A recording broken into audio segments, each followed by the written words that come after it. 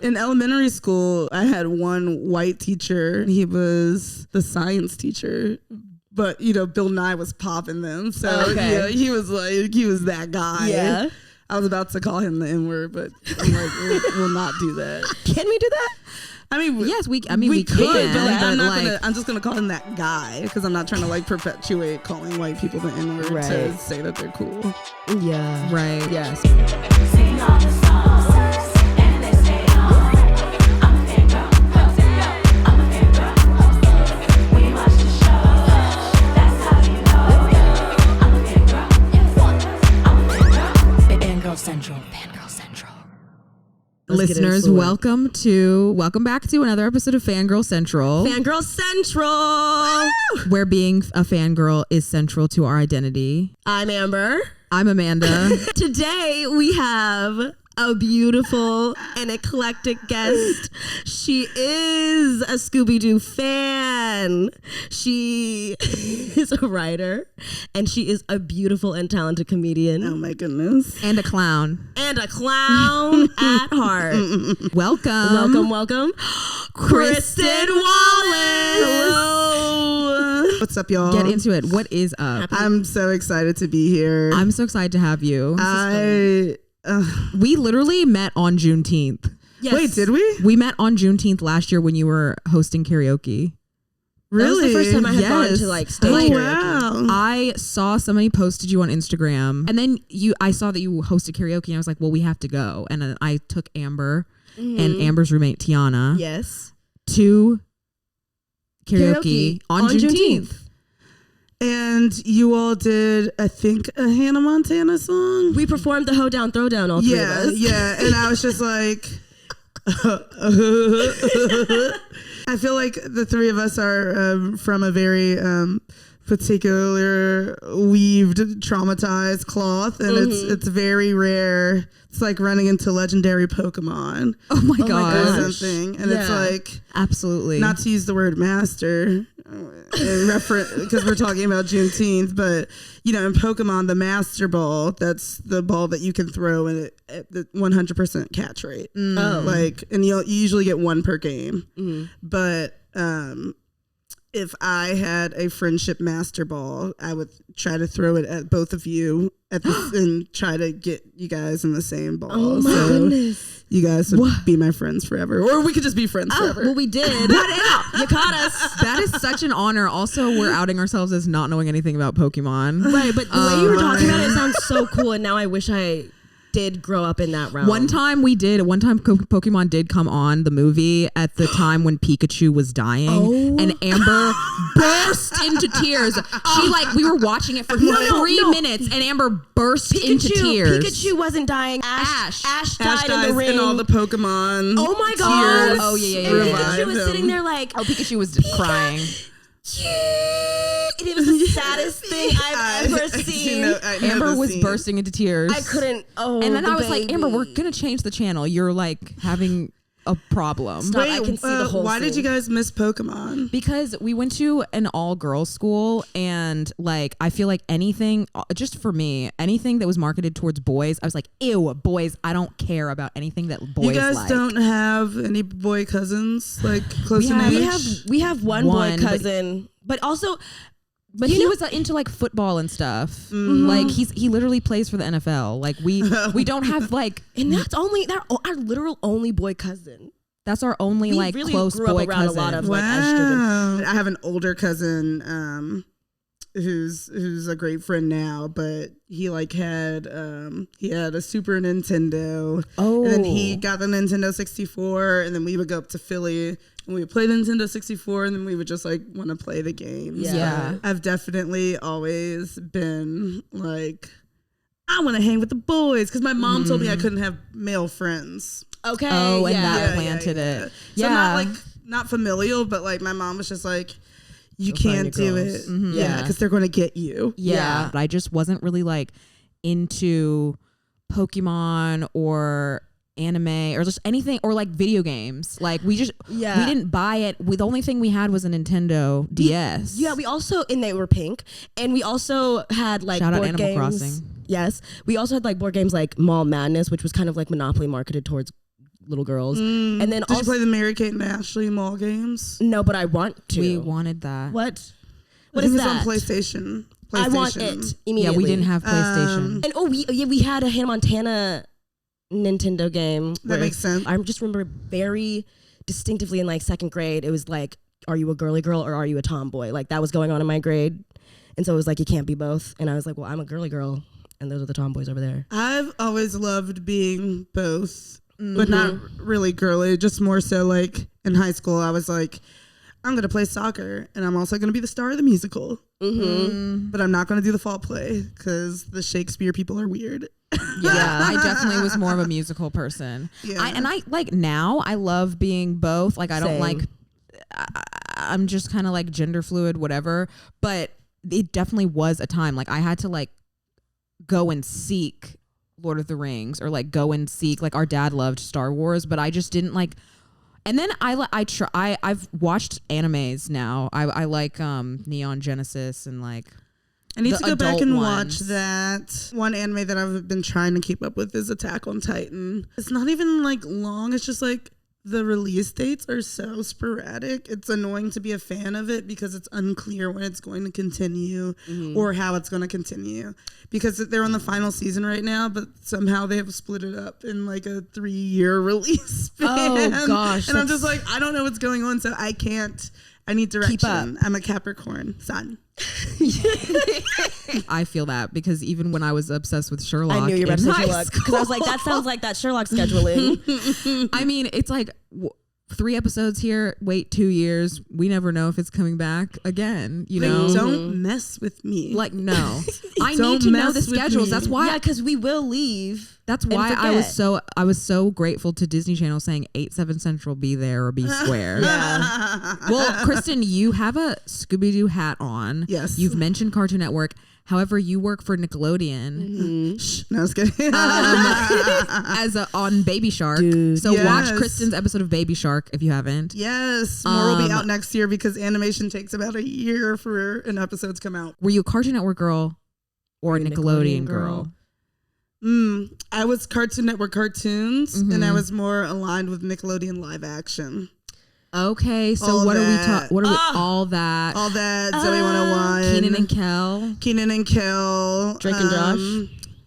A little Drake and you know, that it's so getting out? funny. But Drake and Josh, I just like I didn't like how unfair things were for Josh. I didn't like that either. Especially growing up always chubby. I think like that kind of media kind of put like people like my age, like bigger body people, like in that headspace of like you are the butt of the joke, Yeah. and you'll never find love because you're chunky fat. I mean, Which still feels that way on the dating apps because yeah. it is the world that we live in. yes. That he And was also- a caricature. Yeah, and Miranda, what was her character's name? Yeah, Megan. She was so mean, and I was just really like, why is she scary. so? Why is she so evil? I feel like that whole era, that whole Dan Schneider era was like it was like cheap jokes. It was like, let's like shock the audience and not even to mention all this other stuff about Dan Schneider, but like let's shock the audience and let's like make fat jokes and like weird also- toe jokes And also he did have a lot of characters that were just kind of like neurodivergent or like autistic maybe, and he was just kind of like making them the butt of the joke. Yeah. Like I'm thinking of like, I don't even know. what is Quinn's Stacy, boyfriend? Mark. name? Who's I like eggs. Oh, Debbie. I felt like Debbie was the inspiration for Amanda Seyfried's character on Mean Girls.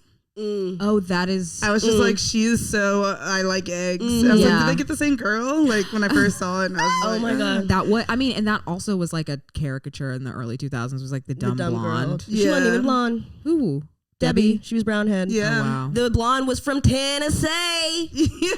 That really confused me because the blonde was from Tennessee, but then Amanda And was playing a girl character that named Amber.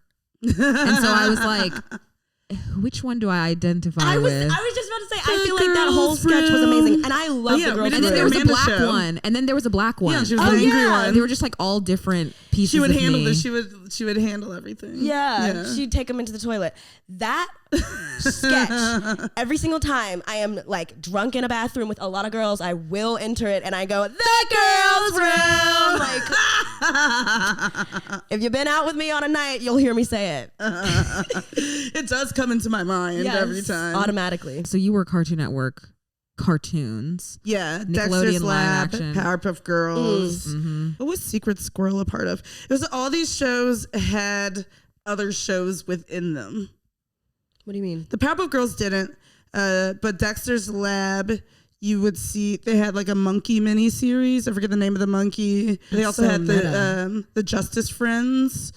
It was like Justice League. Yeah, but they would all have these like little shows within them. So it was just like That's like fun. the universe and the universe and the universe. And then I was a little older when Foster's House of Imaginary Friends came that was on, ours. I but like that it's one. by the creator of the Powerpuff Girls, Craig McCracken, and there would just be little hints of the previous shows. Yeah, within the right. shows. Now, what about where did the Scooby-Doo fandom start? Scooby-Doo would be on WB, and it would also be on Cartoon Network, the reruns. Is WB Warner Brothers? Yeah. That used to be a channel? The CW.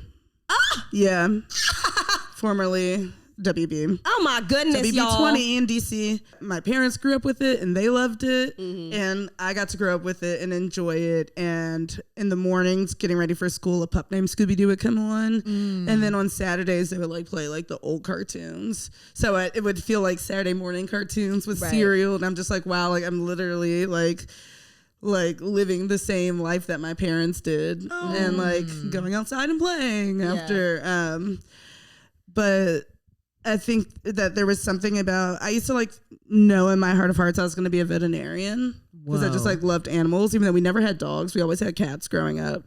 But I just loved like an animal being like a centric like part of a story, having a personality. Yeah. I had this imaginary friend named White Tiger, and it was like this giant white tiger that like lived under my bed. Oh my Why goodness. the tiger got to be white? I don't know. Oh my goodness.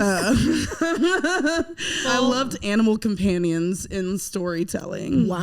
Yeah. Like, I think that's why I like Pokemon a lot too. Yes. And just like, you know, Ash has a special Pikachu Yeah. and everything, and that's like his best buddy, and then he's like, you know, making bonds with these fake creatures, and that makes them, their friendship makes them their performance better when they're in battle and those sort of things. What's your opinion on the live action Scooby-Doos? I love them. I'm obsessed with them. I love They're them. two of the best movies Well, I've ever seen. Yes, the movies. Let's clarify, because there was a weird time in 2008-9 where we were coming off of What's New Scooby-Doo, which I do like, and great theme song by Simple Plan.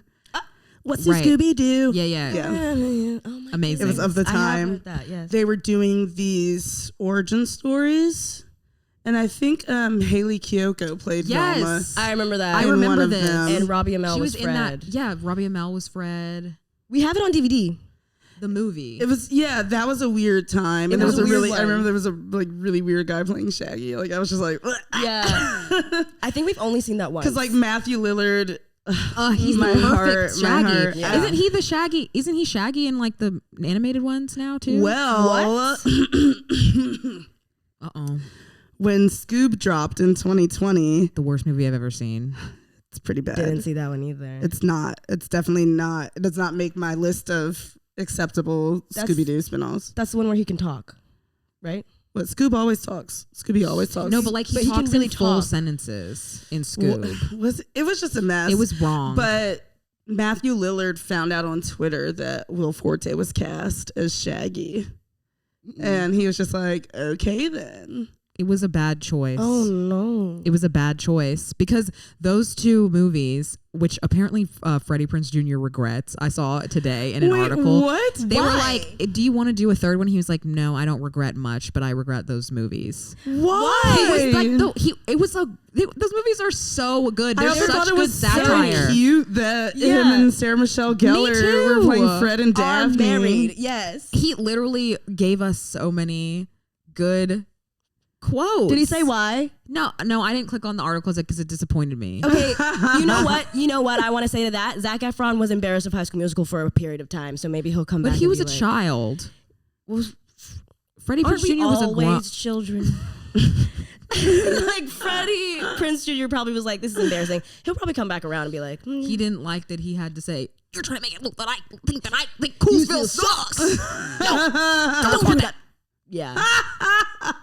I love we those have movies. to watch that. We have to have a movie night. Yeah, watching we those. should watch those back to back. I mean, obviously the second one's not as good as the first, but you got Seth Green, being crazy. Right. And I also like the monsters in the second. I think the monsters are the It's pterodactyl fun. ghost. I think it's funny. Yeah. My favorite Scooby-Doo thing of all time, though, was Scooby-Doo on Zombie Island. Because it scared... You haven't seen that? No. It scared the shit out of me when I was a kid. And I was just like, oh my God. I was like, this show, this franchise knows how to talk to me, the kid, because they know that I'm adult enough to handle real monsters. Right. Whoa. Yeah. And it's just like, it's also very, I just love things that are self-aware.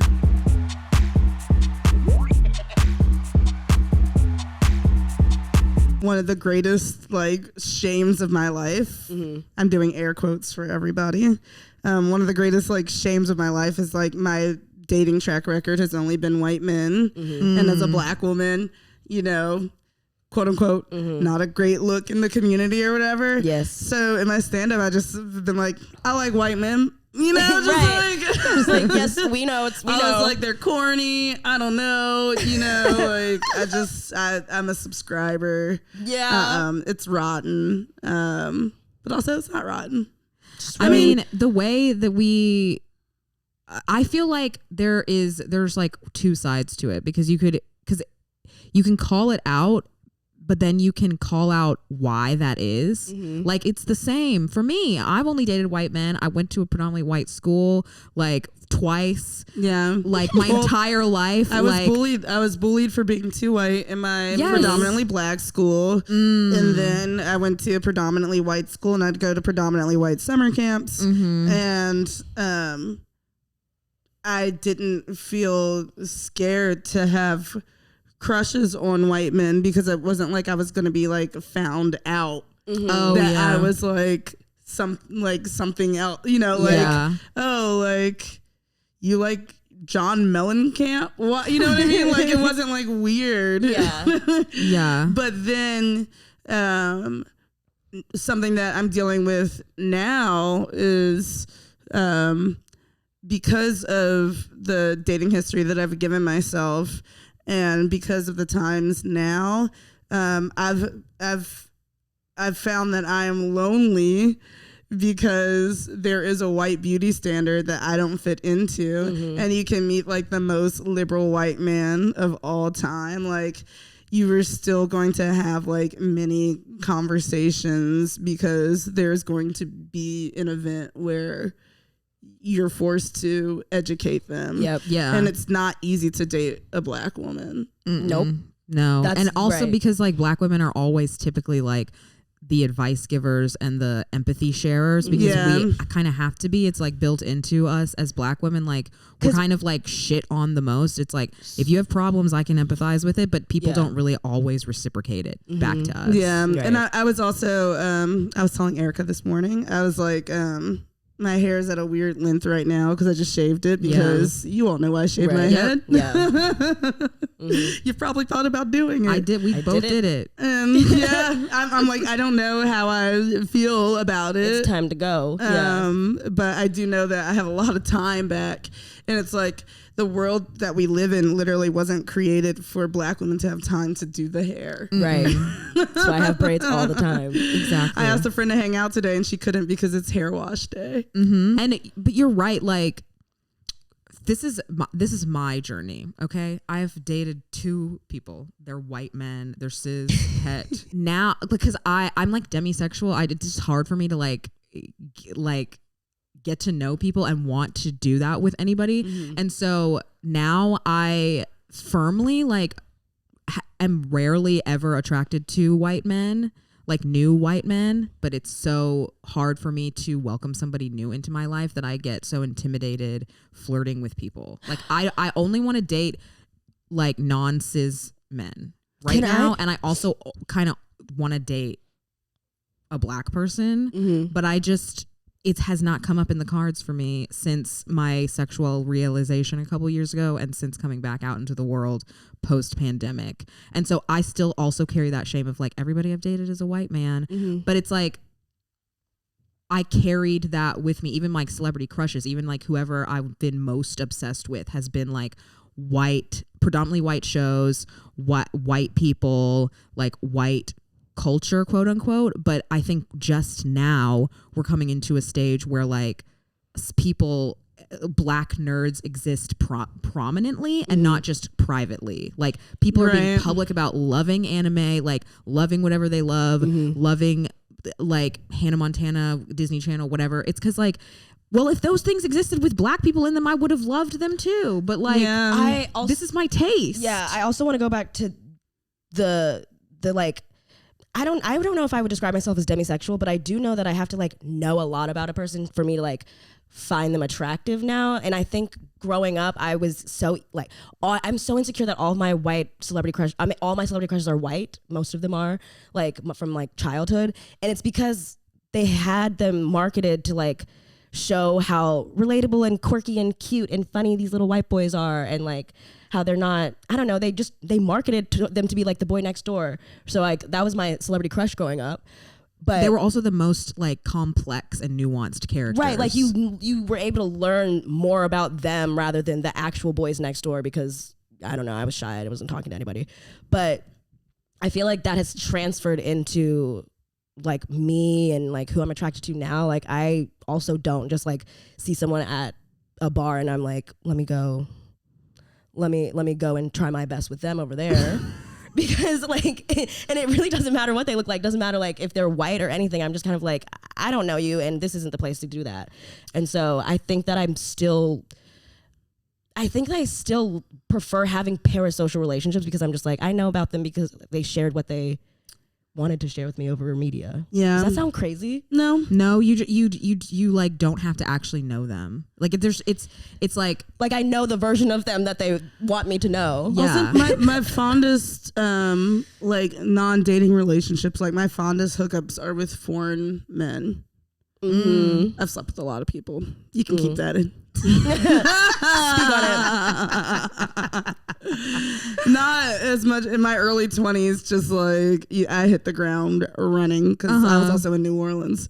And I have never been to New Orleans as an adult. Neither have I. I've only been when I was like 5. I always tell people, if you're in your 20s and you don't know what to do with your life, like just go fuck off in New Orleans for a few years. Wow.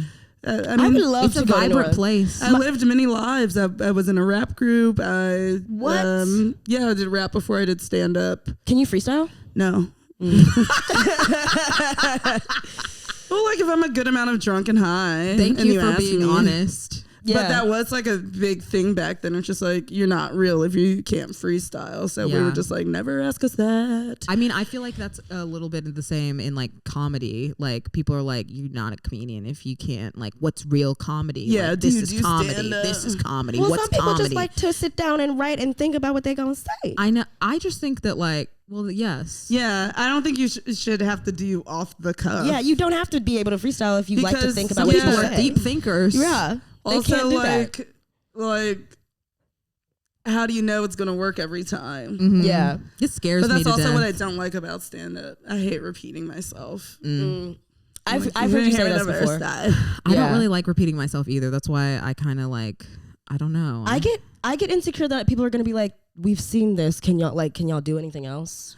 And it's like, that's but the nature. Also, you do have to keep in mind, once you're doing it like more professionally, you do have different audiences every time, which is something I didn't realize. Right. Going to mics all the time, of course I'm going to see the same people at the mics over and over and over again. Yeah. But that's your big world when you're first doing stand up, and it's hard. It's hard. It's embarrassing. It doesn't feel good. Also, I never. I've been getting a lot of generals now. and people like ask me my influences, and I'm just like, I kind of try to wear the horse blinders, especially when it comes to stand up and comedy, just because I don't want to be accidentally influenced by somebody and people tell me that I'm similar to somebody else. Right. Because if there's one thing that I'm not, it's similar to anybody else. That's true. You're doing a great job, because I can't think of anybody to compare you to. You're really, you are your own agent. I don't want anybody to ever compare, like, because I just know that I'm just a weird little being in the universe. Yeah. Do you think that, like, did you ever use fandom as an outlet for being weird? So something that I kept the secret for a very long time was, I know you guys wrote fan fiction. I didn't write Oh, you didn't? I didn't write it, but I read a lot. read present tense a lot. I don't read anymore, but I did. I would, and I was introduced to this on neopets.com. I would go into role play forums, and I was very, very, very private about this until literally about maybe like 10 years ago. I started talking about it more openly. But from ages 10 to 18, every day I was playing video games, I was watching anime, whatever, and I was actively looking for role play forums to be a part of whatever I liked at the time. I was never on like a Scooby-Doo role play forum, but it would be like high school role play forum, and then you would choose a celebrity to be the face, like a white celebrity to be your character's face. I would use I was in a Harry Potter role play site, and I would use the model Agnes Dean. I would use Cole Moore, and like they would be my wizards. Wow. And I didn't know they had these. I would be in, I remember a really fun one was like, I was on a Chicago role play site, and that's also when I started, I was like, I use Santa Gold as a face and stuff, but I also be on anime role play sites using like original characters as like, I think I did like Zoids, I did Fruits Baskets, I did, I've done a Pokemon role play. A role play site is where you would go into, people would set up worlds basically. So think of any fandom. There was probably a role play site that existed. So you're making an original character. I would have to fill out an application to be accepted into it, where I would have to demonstrate my writing skills so I could show them that I could basically tell a story, and you're just telling stories with other people online, just basically making up fan fiction within the realm. I would do a lot of vampire role plays, so it wouldn't be like after a particular series, but you would have a vampire original character, and then some sites would use like cartoons, some sites would use real people, and then you would use the celebrities as your face. As I got older, I was in like zombie role play sites, like when The Walking Dead came out, just a little bit. But with college, it was, even though I dropped out, it was hard to like, be an active member on a role play site. But a lot of those people wrote books. I would become Facebook friends with these people. Right. I had one. I would be on AIM role playing with this chick Kim, and she actually went to college with my sister, but they didn't know each other at all. That's so But crazy. like she would send me DVDs of like her favorite animes, because she would like play like the guys, and then like I would basically create girlfriends for them, and then that would be. This is so communal. Would you ever do live? LARPing? Or have you? No, I think that would make my bones kind of shake in a new way. I just remember it was on a Degrassi episode, but I've never done it. I can't. I'm not that comfortable in my own skin, and not that those people are. They're clearly so uncomfortable in their own skin. It's even better and euphoric to slip into a world, but I'm too aware. It's a form of drag, kind of like. All of this, like the role playing and like LARPing, and it's just like escaping into somebody else. But I didn't realize that I was setting myself up to be a writer. I mean, and I was so embarrassed and ashamed that I had like so much fun just writing with other people. Well, but I literally, it's just like you're agreeing on a story, except you don't really know where it's you kind of know where you want it to go, and you guys set it up and you like talk about that before. Or like within role play forums, you could like post wanted ads of like characters that need to be filled. Yeah, and you could be like, oh, here are 3 like actors that I suggest you use as like online theater. Yeah. So that's really interesting because you literally, your show White Time was you making different roles. Well, yeah, I tried to, for those of you who don't know, I do a show called White Time. It's a white-faced minstrel show. And it's fantastic. Thank you very much. I've never danced to blackface on a screen. Yeah, it's a very twisted show. And I feel like I could even lean more into my characters because everybody is based off of it. Well, besides one character I do is the heiress to Buca de Beppo. There's not really much to her. I just feel like this is just need to be a white girl. Yeah, she's just a white woman like, just existing, like minding her business. She is just like don't talk politics with her. Just like she's trying to have a good time. Though it's literally like some of the most bizarre satire I've ever seen, but I love it. I love it. Well, you guys have to see it because you guys saw the October version, right? We saw it in you January did? Okay, too. okay. You saw the first night? Yeah, we came Thursday? opening night. Okay, cool. I'm like, because I'm constantly like making little changes. Yeah. The whole show is based off of my trauma of people calling me like white and Oreo my whole life, and I was just like, okay, I'll be white. Yeah. I have a question about, like, did you have any characters that you like put on the back burner or like that you might add on to the show or switch out, or any other characters that you'd want to? There are like more teacher characters that I want to do because white teachers are menaces. Yeah, Sorry. I mean, but that's like mostly of what all I had. Yeah. Yeah, our only White black teacher was our educators. mom. Yeah. Yeah. Ever. Wait, really? Yeah. I mean, I had some college, I had black professors in professors. college, like two, but like it was my mom. I did was it. African American studies, and so that's when I had a lot of black professors. But Same. Veronica Cherry was our only black teacher. Wow. In elementary school, I had one white teacher, and he was the science teacher. But, you know, Bill Nye was popping them. So, yeah, he was that guy. Yeah. I was about to call him the N-word, but I'm like, we'll not do that. Can we do that? I mean, Yes, we could, can, but like, but I'm just gonna call him that guy because I'm not trying to like perpetuate calling white people the N-word to Right. say that they're cool. Yeah. right. Yeah. Speak on that. Mhm. Yeah. That's right. That is correct. That's correct. But it sounds like it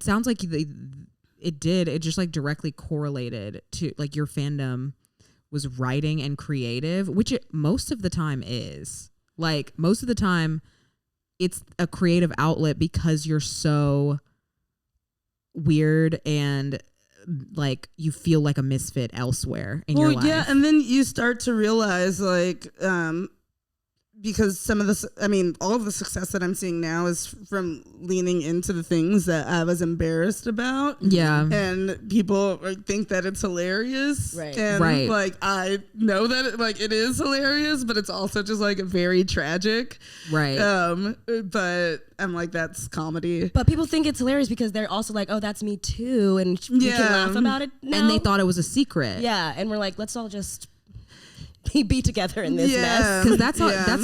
that's what our show Disney Vortex is about too. We Go see their show. It's great. we and Kristin were in the same we were in a comedy festival at the Elysian Theater in LA this past October, and Kristin did it her White Time again in January, and we're about to do Disney Vortex again. Yeah, our shows go together. They do. Yeah, they actually do. They It's do. a two-parter. I mean, Disney Vortex is about like us feeling excitement but also shame about being so influenced by white Disney Channel celebrities. Yes. And like how that really cannot overestimate how much it shaped us as people. And it's also kind of like, we're trying right now, we're working on like a number where we're trying to figure out how to like convey the delusion we felt and like how happy we were in like the early days of the Disney white influence. And I'm just like, we didn't realize how the system was working against us, and so we were able to just be so free and like confident in ourselves. I miss the racism of the 90s. What do you mean by that? Like the blatant jokes that made like, Yeah, it was just like When because- white people knew that they were racist? Yeah, it wasn't ever like now it's weird because like with all the racism happening, they're just like, yeah, we're reemerging. It's just like, no, you were never gone. Yeah. But we just all coexisted. And now I feel like they're upset because we're trying to fix it. Yeah. But I don't think there is a way to fix it. I mean, I don't really like scrap the whole like thing and start over. Like the whole entire thing. world Like from the very 400 beginning. years, yeah. because I agree. Like, I don't really like the wink, like white people humor of like 30 Rock. That's like, wink, we know white people are racist, but in doing so, we're gonna be racist too. Which is also like, in Parks and Rec too with the Native Americans. Like I go back and look at those episodes there's and I'm like, this so is much uncomfy. that you can do as a white person calling out racism. I'm like, this is not funny to me. Yeah. I just remember feeling more included in the 90s than I do now. I mean, yeah, even like That's So I Raven think and it's the the Cheetah internet. Girls. Like That's So Raven and the Cheetah Girls were right at the beginning of the 2000s, and then It whitewashed. and Proud Family, and then like after that, Disney Channel said bye. Yeah. Also, Anyone darker you had than- Sister, you had Moesha, you had Yeah. the Parkers. There were just like more shows Yes. like that on about like black families, and it was just like, I don't know. I guess like America got too black when Obama became president, and then they got too white when Trump won. And I mean, the world's never been. I used to DJ under the name Harriet Tubman. And I stopped after Trump won because I was just like, it's not fun and funny anymore. No, yeah.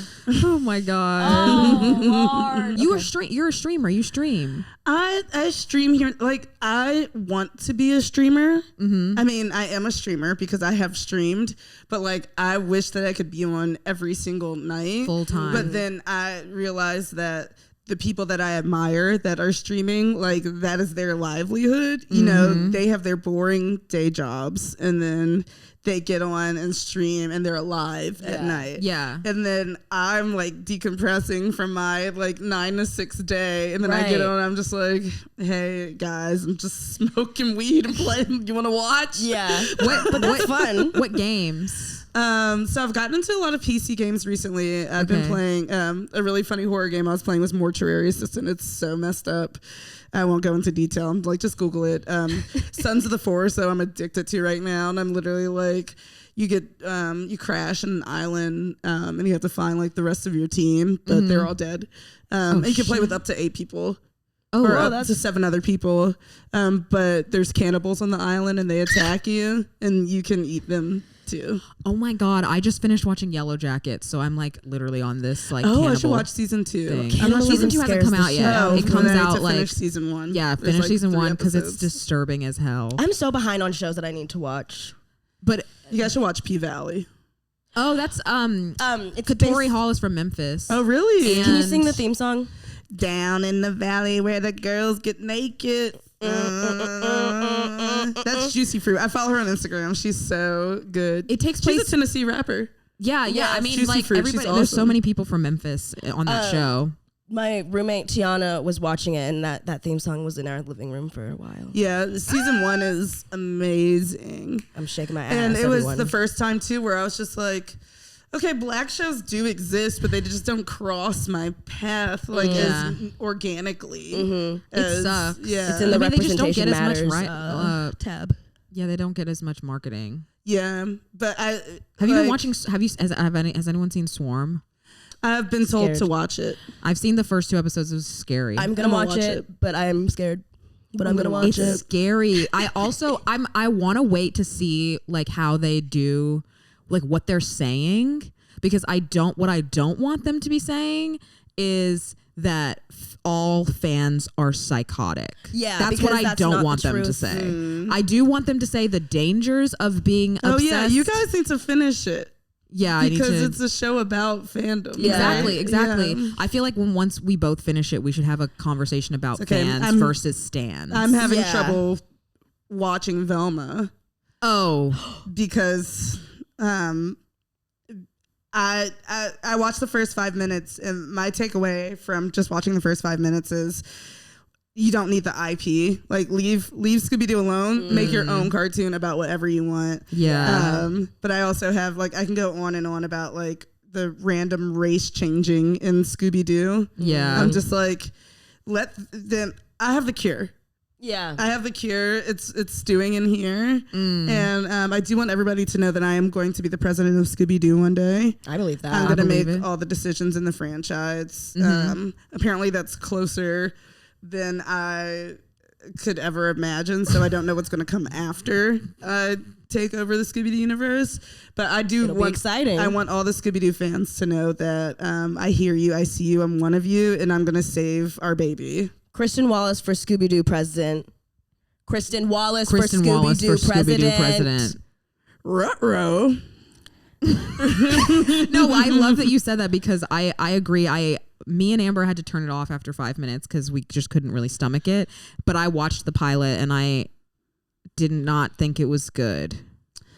I have one coworker that likes it, but she also has no allegiance to Scooby-Doo. See, and you have to have some allegiance to the IP. Like if the why it's fans wrong. of something hate it, and I understand that sometimes fans are wrong, and I understand sometimes fans don't know the decisions that go into things. However, I've been in the industry for a while, and I do know the decisions that go into things sometimes, and the ones at Velma, not working. They're not working for Scooby-Doo. And I agree. Yeah. They're not working. That show is an animated show where the only the people that are not animating it do not love animation, and you can feel it. You can feel it. It's just a bunch of stand-ups and stuff. Yeah. Yeah. Yeah. You have to love the medium if you're going to make the medium. Yeah. I mean, you want a cartoony bitch like running the cartoon. You want a fan of this thing to be making it. Like, I mean, Seth Rogen's making the new Teenage Mutant Ninja Turtles. Seth Rogen loves Teenage Mutant Ninja Turtles. He's obsessed with it. And so, see, that's what So I that's want. what you will be. That's what I'm trying to Yeah. achieve. I'm just Yeah. like, I want to be a known funny person that everybody trusts. Yes. And I want that. And then I want to do that for Avatar: Last Airbender at any capacity. I don't need to be the president. I'm not Asian, but I would love to be on it in some way. What do you think of Adventure Time? I dabbled in it, but it's kind of like the same feeling as Rick and Morty, where just like I see the fans and I don't want to be a part of them. I have fandoms like that. I mean, I love it. I watched it in the pandemic and It's a good show. cried. But yeah, I understand that because I'm trying to think of a fandom from like teenage years where I was like, I don't had that wanna with do Invader that. Zim. I went to 2 Invader Zim conventions. I heard you talk about that. Yeah. And it was The fans scared the shit out of me, but it was because I was 13 and it was like a bunch of like middle-aged white people who like had a bunch of tattoos and piercings, and I love the tattoos and piercings, but I was with my 2 Christian black parents and I was like, you weren't there, Amber. I was at one of them. Okay, Please don't erase you me. were at one, but you didn't come to the first, and I was low-key so mad at you. Okay, well, I didn't watch that show. also, I think like there can be a million good things out, and I could have 10 of my closest friends tell me that it's good and that I should watch it. But if I don't feel like being involved in the liking of something, I don't care. Like I might not see Tar, even though my mom said she watched it twice and was planning on watching it a third time. Wow. I feel that sentence so well because I never hopped on Game of Thrones and everyone told me to and I never did. I don't think you would like it. Thank you, Amanda. You might not, Sister but told me I wouldn't like it. I only watched it because very recent ex-boyfriend at the time, I had gone to like season 3 premiere and I was asking so many questions and I was just like, oh shit, this is like, you know, like, oh, I get it. Like every good show is just sex and politics. And that's all it is. It's just like sex and politics with like medieval garb and dragons. It's good. A lot of it is good. I'll say a lot of it is bad, especially after the books ended and the creators didn't really know what to do with it. Just like Apple products. White men with power in television, if you're listening, it's okay to ask other people for help. Yes, it's ask okay for to opinions. Ask for, just because you have a job title does not mean that you should make all the decisions. In fact, you only have the job position because you were given a beautiful network and you have the option to choose that network, or you have the option to direct that network and sit on top of it as some weird dictator leader. But please stop ruining things just because you're afraid of your feelings being hurt.